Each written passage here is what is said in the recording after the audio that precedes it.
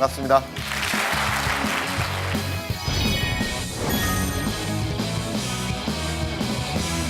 오늘 특별히 파주를 왔습니다. 여기 학교 이름 뭐죠? 네, 생긴 지 얼마 됐어요? 네, 그렇죠. 새로 생긴 우리 아주 명문고등학교로 앞으로 자리 잡을 것으로 의심치 않는 우리 한민고등학교입니다. 맞죠? 네! 자, 오늘 우리 즐거운 경제 콘서트 열어가기 위해서 연사님을 모셨습니다. 자, 우리 한번 소개시켜 드리겠습니다.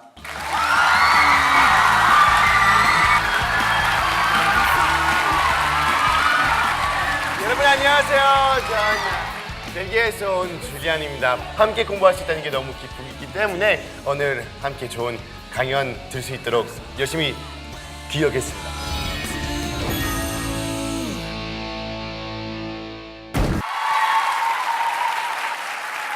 잠깐만, 나는 갈래 이제. 나 이러면 완전 삐진다 이제. 남학생들은 내 펜 없나? 오케이. 좋아요, 좋아요.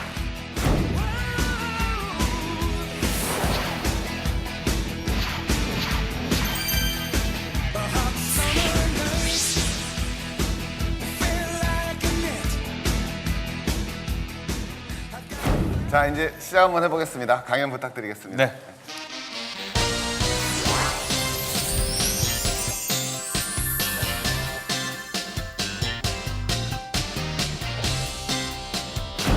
왜 트로이가 전쟁을 하게 됐어요? 여자 이야기죠, 그죠? 예, 고대 그리스 신화부터 시작을 해서 호메로스가 쓴 일리아드나 또는 오디세우스나 이런 내용을 보면 비극과 희극의 내용이지만 그 비극과 희극의 내용의 핵심은 애정이 얽힌 내용이지 거기에 돈이 얽혔거나 아니면 경제적인 내용이 얽히지는 않았어요. 근데 선뜻 나오는 게 황금사과가 툭 튀어나오고 친구 간의 우정이 나오고 10년간의 어떤 결정이 나오고 여자 이야기들이 많이 나와요. 그래서 서양에서는 왜 이런 그리스 신화라든지 트로이 전쟁이라든지 역사라고 하는 이런 내용을 중심으로 해서 나중에 새로운 자본주의라고 하는 큰 물결이 이르는 그 뿌리를 이루게 되었는가. 그리스가 최근에 글로벌 경제 위기로 인해서 상당히 어렵다고 하지만 그리스가 그럼에도 불구하고 EU 그룹에서 빠지지 않는 것은 문명의 발상지기 때문이잖아요, 그죠?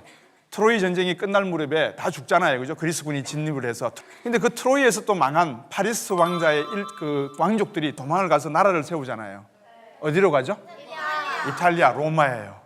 그러니까 그리스에서 문명이 시작해서 로마로 이어지는 이 모든 문명이 지금 동양과 서양이 만나는 그리스와 터키를 중심으로 해서 이루어진다는 거예요. 그럼 이 시대에 분명히 역사적으로 경제의 뿌리, 우리가 왜 경제에 대해서 이런 이야기를 하냐면 경제라는 건 인간들이 살아가는 과정 속에서 약속이잖아요. 얼마 구워주면 얼마 빌리고 얼마 구워주면 얼마의 이자를 준다. 이런 게 다 약속이잖아요. 그것들이 어떻게 저런 시와 소설과 문학 속에 녹아 있는지를 봐야지만 경제를 이해할 수 있거든요. 그래서 제가 여러분에게 이 이오니아와 터키 시대 이야기를 해줬어요. 이게 중세기로 넘어오면 어떤 시작이 되냐면 한번 보세요. 위에 있는 그림은 30년 전쟁 그림이에요. 1618년부터 1648년까지 일어났던 전쟁, 종교전쟁, 그죠? 어떤 이야기죠? 가톨릭과 프로테스탄 간의 전쟁이에요. 근데 그게 100년이 지나고 나면 밑에 있는 게 여러분이 얼마 전에 레미제라블 영화 보셨죠? 그게 배경이 어디예요? 프랑스 혁명이에요. 근데 그 영화에서 프랑스 혁명의 핵심이 뭘까요? 정치적인 제도의 변화인데 무엇일까요? 자유, 평등, 박애. 그게 가능하려면 왕정일 때는 가능하지가 않은데 공화정으로 바뀌는 거잖아요, 그죠? 그 정치제도가 이제 왕정에서 공화정으로 바뀌는 과정이에요. 그러니까 위에 거는 종교전쟁이 일어나는 형태고 밑에는 정치제도가 왕정에서 공화정으로 바뀌어요. 이게 왜 경제하고 상관이 있느냐? 종교는 돈을 신성시했었나요? 아니면 돈이라는 건 상당히 악마스러운 거라고 표현을 했을까요? 과거부터. 나쁜 거다 했겠죠? 근데 1600년대 들어와서 이제 이 돈은 신선한 거다 했어요. 왜? 사람이 노동을 해서 땀을 흘려서 번 돈이니까 이거는 나의 것이고 내 노동이 포함됐으니까 신성하다 그랬어요. 이게 그러면 자본주의에 상당히 영향을 미치지 않겠어요? 그죠? 예. 그 전까지는 돈 버는 건 나쁜 거다 그래서 돈 많은 사람들을 나쁜 사람으로 취급을 하기도 했었는데 이제는 돈을 벌어도 깨끗한 거다 좋은 거다 했으니까 종교전쟁이 그런 인식의 전환을 가지고 와요. 자, 이제 내가 일을 해서 돈을 모을 수 있다? 그러면 이게 무슨 개념이 생기기 시작할까요? 어떤 거? 사유재산. 오, 역시 참 대단하다. 우리가 짜지 않았잖아요, 그죠? 근데 이렇게 정답이 딱딱 나오니까 너무 좋아요. 사유재산이 생기는 거예요. 사유재산이 생긴다면 그 전에 왕의 제도에서는 어떻게 해요? 임금이 가져와, 갖다 줘야 되죠. 너 전쟁터 가, 그럼 전쟁터에 가야 되잖아요. 근데 이제는 사유재산이 생겼으니까 모든 것이 다 누구 중심으로 생각을 해요? 나예요. 한번 우리 동양에서는 어떤 그 시대의 변화가 있었는가 한번 볼까요? 선조대왕 때 1592년에 임진왜란이 있었고, 임진왜란 이후에 피폐해진 백성들의 삶을 살리기 위해서 빨리 뭔가를 해야 되는데, 거기서 이원익 대감이 주장한 대동법을 실시함으로 해서 가가호호, 사람 수대로 세금을 받는 거에서 이제 토지 수대로 하자. 그러면 토지가 많은 자본가들, 지주들이 돈을 많이 내겠죠, 그죠?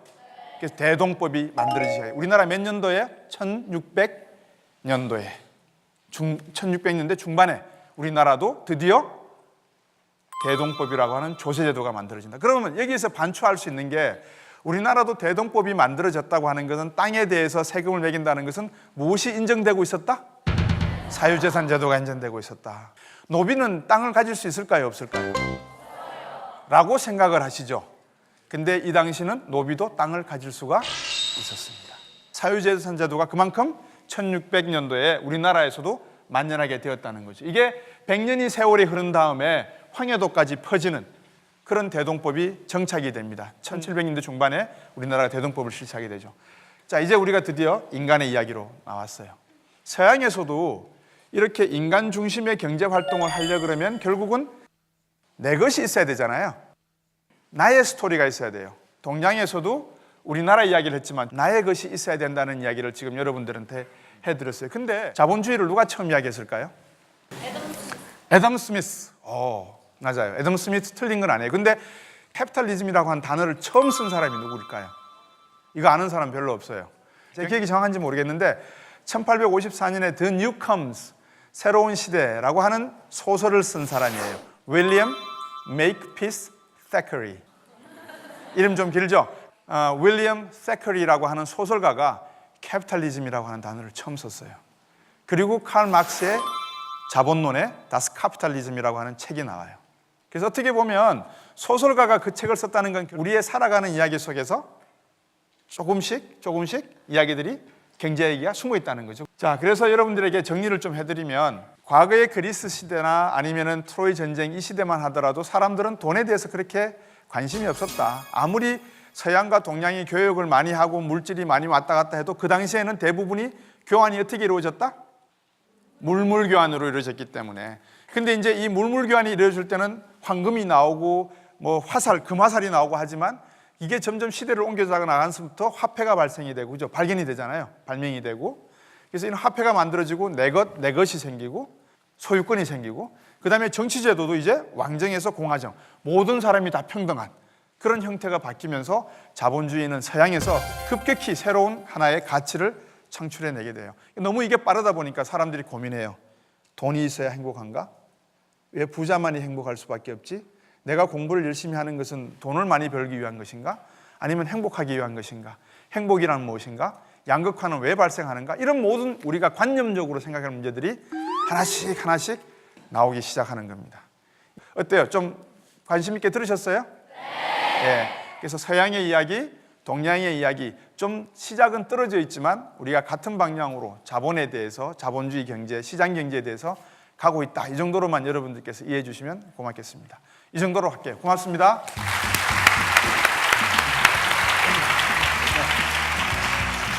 아주 유익한 말씀이었던 것 같습니다. 자, 여러분 듣느라고 힘드셨나요? 네. 매번 들었던 분. 왜 그래? 자, 그래서 솔직히 이렇게 선생님께서 너무나 강연 재밌게 하셔가지고 고맙습니다. 예. 저도 너무나 귀 뻗뜨기 열고 너무 그랬어요. 네. 감사합니다. 감사합니다.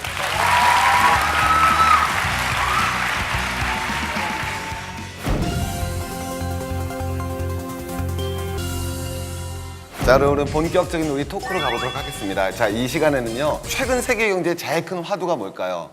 어느 나라예요? 그렇죠, 중국이죠. 놀라운 기세로 치고 올라오고 있습니다. 제가 제일 물어보고 싶었던 주제예요. 첫 번째, 중국 경제를 정말 어떻게 봐야 되는가? 그거 좀 한번 말씀해 주셨으면 좋겠어요. 중국 경제가 인구가 얼마죠? 13억. 우리나라는 얼마예요? 인구가? 예. 13억 인구가 1인당 5천만 달러의 평균 소득을 가지는 것과 5천만의 국민이 1인당 GDP의 2만 6천에서 3만 달러를 가지는 것과 어느 게 더 크죠? 그렇죠. 절대 가치가 크죠. 상대 가치도 크잖아요. 그죠? 그러니까 중국 경제가 점점점 중요해지는 거예요. 근데 중국이 소유하고 있는 경제적 사상이 뭘까? 과연 중국은 어떤 움직임을 할 것이냐? 1978년 처음 시장 개방했거든요. 그리고 30년 동안 경제 성장을 한다 그러면서 30년의 역사를 이야기했어요. 2008년에 북경 올림픽 했죠. 경제를 잘했다 그러면서 자축한 거예요. 그리고 2008년 뒤에 30년을 뭐로 했을까요? 정치 민주화의 30년으로 내걸었어요. 그래서 여러분 부정부패 이야기 많이 나오죠 요새. 그래서 중국 경제는 30년의 경제적 성공과 30년의 정치적 성공을 향해서 내달리고 있다. 기간이 몇 년이다? 30년, 60년의 세월을 놓고 진화하고 있다. 그만큼 무섭게 칼집에 칼을 숨기고 앞으로 나가고 있기 때문에 우리가 눈여겨봐야 될 그런 경제가 아닌가 생각이 듭니다. 일본에 대해서는 좀 한번 느낌이 어떠세요, 우리 줄리앙 씨는? 그러니까 아무래도 일본은 벨기에라든가 유럽에서는 옛날부터 좀 그렇죠. 같이 함께 저희가 많은 교류했던 나라이기 때문에 좀 더 인식 좋아요, 솔직히 아직까지는. 맞아요. 이렇게 우리가 넓은 시간을 가져야 되는 게 우리가 일본 하면 좀 많이 무시하는 경우도 있는데 18세기에 일본 수도의 인구가 100만 명이 넘어요. 그래서 전 세계에서 인구가 가장 큰 도시가 파리가 아니에요. 파리가 그때 50만 명이거든요. 일본이 100만 명이에요. 우리 한양이 10만 명, 15만 명 할 때예요. 그러니까 그 당시에 일본의 이런 상공업의 발전들은 대단했었어요. 저희는 그걸 애써 무시하고 놓칠 수 있지만 예를 들어서 우리 중국이란 말은 차이나가 뭐에서 온 거예요? 도자기죠?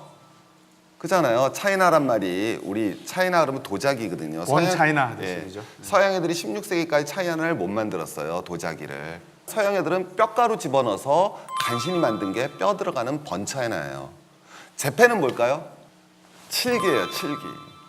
이 칠기 기술 있잖아요. 그게 서양에 알려지면서 그러니까 이 서양 애들이 어땠냐면 중국 보고서는 야 도자기를 만드는 신비의 나라였고요.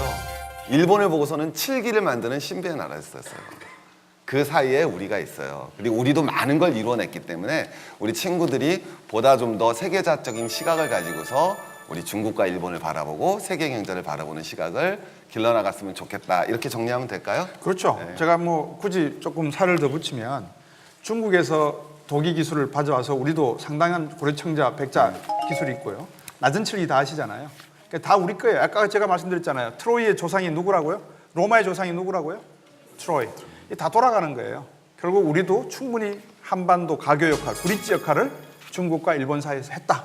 그 자부심을 가지고 우리가 뭔가를 찾아야 된다. 이렇게 보시면 될 것 같아요. 네, 참 좋은 말씀 같습니다. 그래서 우리 이렇게 정합시다. 한국이란 나라가 우리 동북 삼성도 있고 그리고 북한도 있잖아요. 그래서 우리 교량적 역할을 더 크게 했을 때 한반도 경제가 미래 비전을 갖춰 나갈 수 있다. 이 정도로 정리하면 될 것 같고요. 요새 경제 부모님이 좋아진대요, 어려워진대요? 자, 그럼 우리 두 번째는요. 왜 이렇게 경제가 어려워지고 사람들이 왜 이렇게 돈 하는지 한번 가보도록 할게요. 벨기에도 그래요?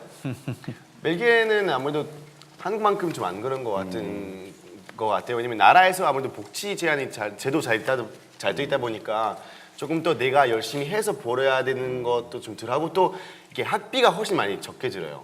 저희는 뭐 저희 친형이 다녔던 대학교는 1년에 10만 원이었어요. 우리는 경제를 오늘날까지 가져오기 된 시간은 몇십 년에 불과하죠. 그죠? 6.25 전쟁 이후에 지금 한 60년 좀 지났죠. 그 시간 동안에 기적을 이루은 나라예요.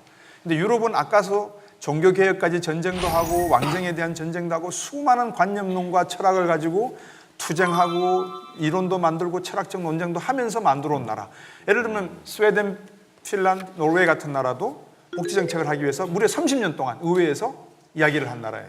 그러니까 그런 역사적인 배경이 있다는 거거든요. 돈 이야기할 때 그 돈에 대한 이야기를 조금 더 철학적이고 역사적인 가치관과 인식체계를 이렇게 엮어서 가져갈 시기가 언젠가는 도래할 것 같아요. 여러분들께서 그런 그 뼈대를 만드셔야 될 세대가 아닌가 저는 그렇게 보고 있습니다. 제가 봤을 때는 이게 목적이 중요한 것 같아요. 내 목적이 행복해지는 거라면 이게 뭐 행복할 수 있겠지만 내 목적은 돈만 버는 거라면 그럼 행복하지 못하는 것 같아요. 그 만말리가 했던 말 중에서 이렇게 자기 꿈이 돈이라면 돈이 숫자잖아요. 숫자 끝이 없잖아요. 그럼 꿈도 절대로 끝 못 찾아요. 그래서 말이네. 약간 내 꿈은 돈 부자 되는 것보다 이런 거 해서 그다음에 돈도 같이 따라올 수 있는 그렇지만 이렇게 어떤 정확한 목적 정해지는 것도 좋은 것 같아요. 이게 국민소득도 2만 불 될 때까지는 행복지수와 물질 간의 관계가 뚜렷이 비례관계가 있잖아요. 근데 그게 넘어가서부터는 없거든요. 그러니까 여러분들도 꼭 돈을 다른 것과의 연계성 속에서 바라보는 수단적 가치로만 대우했으면 좋을 것 같습니다. 여러분 직업이 뭐예요, 여러분은? 자, 그러면 여러분들 지금 뭐 열심히 해요? 자, 공부 열심히 하면 우리 돈 많이 벌까요, 안 벌까요? 자, 우리 그거 한번 얘기해 봅시다. 아주 우리 돈에 관련된 가장 좋은 주제 같아요, 그죠? 내가 지금 이렇게 열심히 공부하면 돈을 많이 벌까? 박사님 어때요? 제가 경험한 바로 의하면 공부를 잘하면 돈을 번다. 그렇지만 항상 늘 반드시 무조건 번다는 아니다. 공부를 반대도 맞아요. 반대 가설도 맞아요. 예를 들면 공부를 못하면 돈을 벌지 못한다. 맞다. 그렇지만 항상 돈을 벌지 못하진 않는다. 아주 재밌는 질문하죠. 줄리앙 씨는 공부 못했죠? 저는 공부 못하진 않았지만 대학교 졸업하진 않았어요. 그러니까 저는 빨리 고등학교 졸업했거든요. 그러니까 1년 빨리 그 뭐라 그러죠? 한국말로 자꾸 까먹는데. 뭐라고요? 조기 졸업. 저기 졸업했어요. 저는 잘하신 그러니까 건데 굉장히. 원래 저는 공부하는 게 되게 못했어요. 집중 같은 거 하는 게 못했지만 항상 조금 이렇게 좀 머리가 깨 있고 좀 많은 거 되게 궁금하고 되게 좀 내가 이런 거 되게 재밌다 하면 그럼 거기다가 열정 굉장히 부었던 성격이었어요. 그래서 공부도 빨리 접게 됐던 게 제가 빨리 일하기 시작해서 그랬던 거거든요. 그러니까 솔직히 공부는 좋은 일자리 찾기 위한 어떤 수단이긴 한데 그 안에서 빨리 찾게 되면 뭐 빌 게이츠라든가 뭐 스티브 잡스도 좀 빨리 자기네가 하고 싶은 어떤 거 생겼기 때문에 접었던 것이 그냥 놀기 위해서 접었던 거 아니잖아요. 그러니까 그게 중요한 것 같아요. 항상 빨리 기다리는 사람도 있겠지만 빨리 기다리지 못하면 그래도 공부하는 게 훨씬 더 좋은 것 같거든요. 그리고 케벡 속담 중에서 무식한 것보다 공부하는 게 낫다라는 속담이 있어요. 근데 정말 정답인 것 같아요. 솔직히 모르는 것보다 그래도 아는 게 중요한 것 같고 그리고 평생 하는 게 공부거든요. 그러니까 여러분들도 여러분들이 세운 꿈과 희망이 있다면 그 꿈과 희망을 향해서 가시다 보면 그게 내가 행복한 것이고 그게 내가 가야 할 목적지가 되는 것이에요. 거기에 부차적으로 돈이 따라와주면 좋다 나쁘다? 좋다. 거기에 부차적으로 미인이 얻고 미남 남편을 얻으면 더 좋다. 네. 자, 이번에는 이제 우리 학생들 뭐 아무 주제나 어떤 거나 궁금하신 거 있으시면 질의하고 응답하는 시간 갖도록 할게요. 자, 우리 번쩍 손 한번 들어볼까요? 우리 저 끝에 학생. 물건을 구매할 수 있는 능력이 안 되는 사람들은 회사에서 소비자층으로 생각하지 않을 거 아니에요. 근데 소비자층을 늘리는 게 또 그 회사한테는 이익인 거잖아요. 그러면은 그 소비자층을 늘리는 방법은 그 사람들을 고용하면 되는 거 아닌가? 그래서 그 사람들한테 돈을 주면 그 사람들은 이제 물건을 살 능력이 되고 그럼 그 소비자층이 되는 거 아닌가요? 왜 그렇게 안 할까요? 일자리가 한정돼 있어서. 방금 저 학생이 답을 했어요. 첫 번째, 일자리가 어떻게 돼 있죠? 한정돼 있죠. 무한대로 늘리고 싶어도 늘리지 못하는 이유가 반드시 있죠. 그죠? 예, 일자리가 한정돼 있어요. 그러니까 일자리는 100개인데 수요와 공급 법칙이에요. 다시. 그렇게 되면 노동의 임금의 값이 어떻게 돼요? 떨어지겠죠. 설사 다 고용한다 하더라도. 그죠? 어떻게 하면 서로가 다 윈윈할 수 있는 방법이 없겠느냐. 근데 경제에서는 항상 존재하는 게 제약선, 한계가 존재한다. 일자리도 한계가 있고 희소하다는 말을 쓰죠. 자본의 희소성. 그렇기 때문에 그렇게 할 수가 없어서 안타깝네요. 이건 제 생각인데요. 네. IT 기술이 인도랑 중국이 나은 게 아니라 인도랑 중국이 우주선을 쏘아 올릴 자본이 있었던 거기 때문에 이게 가능하지 않았나요? 우리나라 지금 자본이 부족해서 그만큼 이걸 못 하고 있는 거지. IT 기술이 인도나 중국이 저희보다 낫다고 볼 수는 없는 게 아닐까요? 네.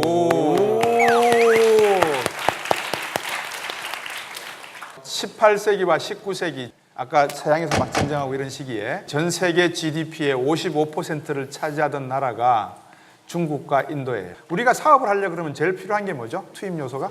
자본. 자본이 중요하잖아요. 근데 그 자본이 우리가 있었어요, 없었어요? 없었잖아요. 그래서 우리가 아버지 세대, 할아버지 세대가 베트남 전쟁도 갔고, 그죠? 그다음에 소독에 간호사도 갔고, 광부도 갔고, 그죠? 돈이 필요해요. 방금 친구가 하는 말을 두 가지 요건이 다 필요하죠. 기술이 있어야 되겠죠. IT 정보통신 분야에 우리가 세계 그룹 기업들과 경쟁하려면 기술도 있어야 되잖아요. 반도체 기술은 세계적이죠. 근데 삼성폰이나 LG폰을 보시면 끝에 작은 스티커에 뭐라고 적혀 있어요? 회사 이름 하나 적혀 있는데 퀄컴. 다시 말하면 스마트폰의 브레인에 해당하는 건 누구 제품이다? 누구 기술이다? 퀄컴사의 기술이다. 그죠? 그 다음에 우주선을 쌓아 올리려고 그러면 자본이 필요하잖아요. 그죠? 예. 그러한 충분히 자본이 있어야지만 기술 개발도, 그래서 무엇이 중요하다는 거예요. 기업들이 돈을 벌면 그 다음에 뭘 해야 돼요? 연구개발비, R&D에다가 투자를 하는 거죠. 그러면 왜 인도와 중국이 그거를 이미 할 수 있었느냐? 1인당 국민소득이 우리보다 작은데, 제가 말씀드렸죠. 11억 인구가 1인당 3,000달러와 5,000달러하고 5천만이 1인당 3만하고 국가의 절대적인 부를 놓고 보면 충분한 자본이 인도와 중국은 가질 수가 있다. 우리도 그런 지원책, 정부가 또는 기업이, 민간이 그런 기업을 가꾸기 위해서, 만들기 위해서 우리가 지원을 하면 좋지만 그런 기술이 없으면 또 안 되니까 그런 기술적인 측면에서의 내용은 우리가 좀 뒤지고 있지 않나 하는 우려예요. 맞는 게 유럽에서도 저희가 이렇게 우주선 살게 됐던 계기가 유럽 자체 다 저희 함께 프로젝트 만들어가지고 가능했던 거거든요. 한국이 솔직히 맞는 게 조그만데 함께 바로 옆에서 좀 도와줄 수 있는 친구 있었으면 참 좋았을 텐데 그냥 그런 생각이 들긴 하네요. 네. 근데 그게 이제 어려울 수밖에 없는 게 그 우주 기술이라고 하는 것은 상당히 군사적, 안보와도 밀접한 관련이 있잖아요. 그러다 보니까 중국과 한국과 일본이 서로 모여서 자, 우리 상업용 인공위성을 쏘아 올리자라고 했을 때 그 기술을 공유하기가 어렵겠죠. 저도 많이 배운 것 같아요. 방금 전에 우리 EU가 함께 만들었다. 그리고 그것이 가능했던 조건들, 이런 게 공부 같아요. 그래서 오늘 너무너무 보람단 자리였었던 것 같고요. 박사님 소감이 어떠세요? 여러분들 만나 뵙는다고 했을 때 어떻게 해야 되지? 어떻게 이 어려운 경제 이야기를 풀어드려야 되지? 고민을 많이 했는데 여러분들이 제가 생각했던 그 이상의 그 이해와 또 인식을 가지고 계셔서 정말 뿌듯하고 행복합니다. 줄리안 씨도 오늘 소감 한마디. 뭐 함께 공부했던 것 자체가 너무 기분 좋고, 솔직히 여러 가지 경제라든가 이런 것들 되게 어렵게 생각하지만 좀 쉽게 해석하면 또 그렇게 어렵지 않거든요. 그래서 오늘 또 깨닫게 된 게 저의 인생에서도 도움될 것 같은 얘기 많이 했던 것 같아서. 여러분 어떠셨어요? 즐거우셨어요? 많이 배우셨어요? 네, 우리 경제 콘서트 Y 오늘 이 시간 여기서 마치도록 하겠습니다. 감사합니다.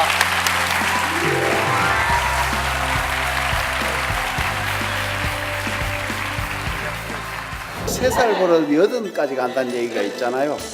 그래서 이 청소년기의 경제관념이 평생을 가는데 3살 버릇으로 인해서 얘가 부자가 될 것이냐 가난하게 살 것이냐 그게 결정되는 것 같아요. 그래서 정말로 청소년기에 경제관념을 심어준다는 거는 어떠한 그 유산을 남겨주는 것보다 중요한 것 같아요. 저는 그걸 보고서 정말 3살 때 경제관념이, 청소년기의 경제관념이 평생을 가겠다라는 느낌을 받았습니다. 아주 잘 봤습니다. 경제학이 학생들이 생각하기 되게 어려운 분야잖아요. 근데 그런 걸 되게 쉽게 얘기해 주셔서 재밌었고, 또 그리스 신화 같이 이야기에 엮어서 말씀해 주셔서 재밌었던 것 같아요.